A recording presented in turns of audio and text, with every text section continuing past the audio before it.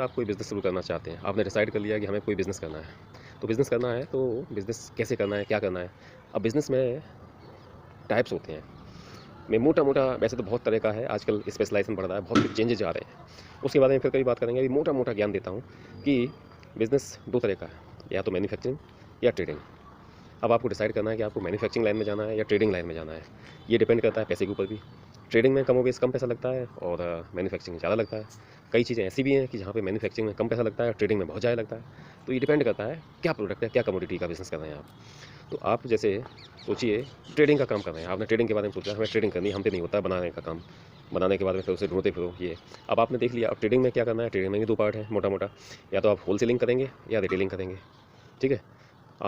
Wholesaling में भी कई हैं, एक तो डायरेक्ट कंपनी से ले लेंगे, है ना?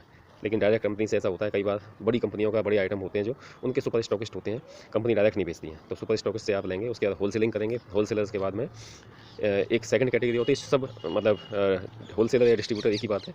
तो डिस्ट्रीब्यूटर के बाद में सब डिस्ट्रीब्यूटरशिप, तो छोटे डिस्ट्रीब्यूटर मतलब वो डिस्ट्रीब्यूटर से माल लेगा और अपने-अपने एक निश्चित एरिया में बेचेगा। उसका एरिया छोटा होता है, डिस्ट्रीब्यूटर का एरिया बड़ा होता है और सुपर स्टॉकिस्ट का एरिया बहुत बड़ा होता है। सपोज़ करिए जैसे दिल्ली में एक मैन्युफैक्चरर बैठा है, उसने खुद नहीं बेचना है माल, उसने पूरी दिल्ली का या इंडिया को 5 4-5 पार्टों में बाँट के उसने 4-5 सुपर स्टॉकिस्ट बना दिए कि नॉर्थ इंडिया का ये, साउथ इंडिया का ये, ईस्ट का ये, वो वेस्ट का वो। तो ऐसे 4 बना दिए। अब जो होलसेलर होगा वो उस सुपर स्टॉकिस्ट से माल खरीदेगा, होलसेलर या डिस्ट्रीब्यूटर होगा। तो अब डिस्ट्रीब्यूटर कैसे हो सकते हैं? डिस्ट्रीब्यूटर मान लीजिए दिल्ली है, दिल्ली के पास में आगरा, मथुरा, फरीदाबाद, गाज़ियाबाद ये सारे हैं। तो उन्होंने एक सिस्टम पकड़ा दिया कि पूरे यूपी का, ऐसा कर लिया पूरे यूपी का एक ही होलसेलर है। वो भी एक तरह से डिस्ट्रीब्यूटर ही हो गया, मतलब बड़ा सुपर स्टॉकिस्ट ही हो गया। या फिर यूपी में 4-5 हम होलसेलर या डिस्ट्रीब्यूटर बनाएँगे। ऐसा कुछ उन्होंने कंपनी ने अपना एक सिस्टम बना लिया है। तो उसके बाद में अब आपको देखना अगर आप कोई नई कंपनी है, शुरुआत हो रही है इसकी, तो आप उसमें उस लाइन में लग सकते हैं। डिस्ट्रीब्यूटर, सुपर स्टॉकिस्ट के बाद में आप उस लाइन में आ सकते हैं। नहीं तो उसमें भी छोटा है स्टॉकिस्ट से मान लीजिए, जो डिस्ट्रीब्यूटर है उससे मान लीजिए, आप अपने शहर में बन जाओ। तो ये डिपेंड करता है आप उस कौन-सी कंपनी के साथ काम कर रहे हो, उसमें कहाँ पर जगह खाली है, क्या किया जा सकता है, ये डिपेंड करता है। अब आप काम शुरू करेंगे, अब प्रोडक्ट के ऊपर अलग-अलग इन्वेस्टमेंट हो सकते हैं। जनरली एक छोटा-मोटा डिस्ट्रीब्यूटर, एक सिटी का डिस्ट्रीब्यूटर अगर होगा, तो कम से कम 4-5 लाख, 10 लाख रुपए तक का खर्चा आता है। अब प्रोडक्ट पे डिपेंड करता है कि प्रोडक्ट ऐसा है कि उसका मतलब लगातार पैसा आता है, तुरंत पैसा आता है, नकदी में बिकता है या फिर ऐसा है कि आपका वो उधारी में बिकता है कि 1 हफ्ते बाद, 2 हफ्ते बाद पैसा आएगा या 1 महीने बाद पैसा आएगा। तो ये सब डिपेंड करता है। इन सब चीज़ों के बारे में आपको बारीकी से सोचना पड़ेगा कि आपको कैसे करना है, क्या करना है और किस लाइन में जाना है। ये डिपेंड भी करता है इसके ऊपर भी कि आपको मतलब पूरा मार्केट रिसर्च करना पड़ेगा। अब मैन्युफैक्चरिंग लाइन में आते हैं तो मैन्युफैक्चरिंग में कई सारी चीज़ें हो सकती हैं। एक तो छोटे स्तर पे मैन्युफैक्चर होता है जो कुछ खिलौने वलौने बनाने वाला है, आपका कुछ छोटे-छोटे और इससे भी छोटे मैन्युफैक्चरर्स आ जाएँगे जो चेयर बनाने वाले हैं, आप चारपाइयाँ बनाने वाले हैं, लोहे का काम करने वाले हैं। ये छोटे-छोटे मैन्युफैक्चरर्स की कैटेगरी में आते हैं, लेकिन ये लिखते हैं कि हम मज़दूरी पे काम कर रहे हैं। उसके बाद बड़े मैन्युफैक्चरर्स आ गए, बड़े आइटम के जैसे कि प्लास्टिक के खिलौने हैं, प्लास्टिक की बड़ी-बड़ी चेयर्स हैं, जैसे आपका नीलकमल वगैरह है। ये बहुत बड़े होलसेलर हो गए, वो मैन्युफैक्चरर्स हो गए। उसके बाद में एक कैटेगरी और है कि वो एक शहर के लेवल पर ही काम कर पाते हैं छोटे-छोटे, जैसे कि तेल की मिल हो गई, छोटी-सी तेल की मिल खोली। एक तो तेल की मिल ऐसी भी खोली जा सकती है कि आपके 2, 4, 6 मोहल्ले में, आधे शहर में या छोटे से एक भाग में ही दे दें, वहीं हमारा काम चल जाएगा। वो लोग आते हैं डायरेक्ट अपने भरवा के ले जाते हैं, वो उससे ज़्यादा बढ़ने का प्रयास नहीं करता।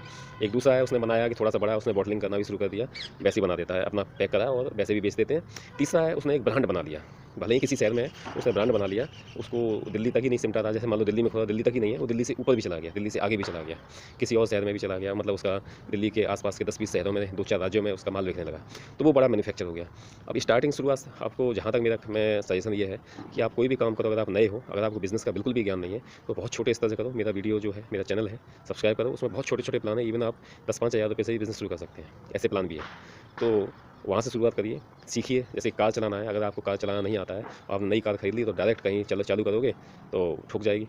जब थोड़ा-सा अनुभव चाहिए होता है उसके लिए, तो धीरे-धीरे करेंगे, आप चलाएँगे तो थोड़ा-सा अनुभव आएगा तो आप अच्छे तरीके से उसे रन कर सकते हैं। तो इसलिए पहले छोटे स्तर से करो। हाँ, अगर आप बिज़नेसमैन हैं, बड़े काम पहले से कर रहे हैं, आपको स्विच करना है या फिर मतलब एक और एक्स्ट्रा यूनिट लगानी है या फिर एक अलग काम में भी मूव करना है। आप जैसे अभी कपड़े बनाते हैं, तो कपड़े के साथ-साथ आपने प्लास्टिक का काम भी चालू करना है या कुछ और भी करना है, तो ये अलग है क्योंकि उन्हें बिज़नेस का अनुभव है। बिज़नेस का अनुभव का मतलब ये है कि उसको मार्केटिंग का भी ज्ञान है, उसके बाद डिस्ट्रीब्यूटर, होलसेलर्स कैसे बनाए जाते हैं इस चीज़ का भी ज्ञान है, कैसे बेचा जाता है माल इस चीज़ का भी ज्ञान है, मतलब हर तरीके का ज्ञान है। तो ऐसे लोग थोड़ा-सा बड़ा इन्वेस्टमेंट कर सकते हैं आराम से और वो जल्दी सफल भी हो सकते हैं, उनको पता होता है सारी चीज़ें। तो बिज़नेस एक बहुत बड़ा फ़ील्ड है और एक अच्छी चीज़ भी है, पुण्य का काम है, क्योंकि आपके यहाँ आपकी यूनिट में 2, 4, 6, 10, 20 आदमी जो काम करेंगे, तो उनके घर का खर्चा, उनका घर का रोज़गार, उनके बच्चों की पढ़ाइयाँ वगैरह आपसे चलती हैं। तो इसलिए एक तरह से पुण्य का काम भी है। तो ऐसा अब भारत में नौकरियाँ खत्म हो रही हैं, तो मैं तो सभी लोगों से कहूँगा कि छोटा-छोटा बिज़नेस शुरू करिए और मेरी मुहिम भी इसीलिए है, मेरा जो चैनल है वो उसका काम भी यही है और हम प्रयास भी यही कर रहे हैं कि लोग छोटे-छोटे बिज़नेस चालू करें, छोटा-छोटा काम चालू करें, कम पैसे में चालू करें।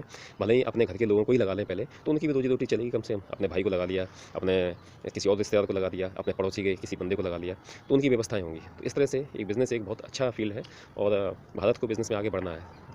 सम्राट अशोक के समय में जब 31% इकोनॉमी थी भारत की, उसका उस समय यही था कि छोटे-छोटे बिज़नेस थे। आज के समय में के जो अंबानी के रिलायंस और ये अडानी जैसे बड़े-बड़े जो विशालकाय, भीमकाय बिज़नेस हैं, ऐसे बिज़नेस नहीं थे तब। छोटे-छोटे हर गली मोहल्ले में थे, हर शहर में बहुत सारे बिज़नेस हुआ करते थे, तो सबको काम मिलता था। अब आज के समय में मुद्दा चल रहा है, जो आम आदमी के पास पैसा नहीं होगा, तो वो किसी दुकान पे जाके परचेज़ नहीं कर पाएगा।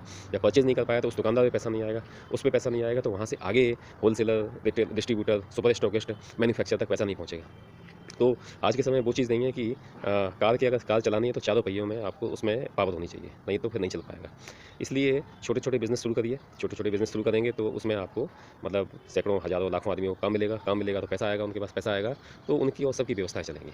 तो उम्मीद है ये वीडियो पसंद आया होगा और किसी चीज़ के बारे में, किसी बिज़नेस के बारे में अगर बात करनी है तो आप हमसे बात कर सकते हैं।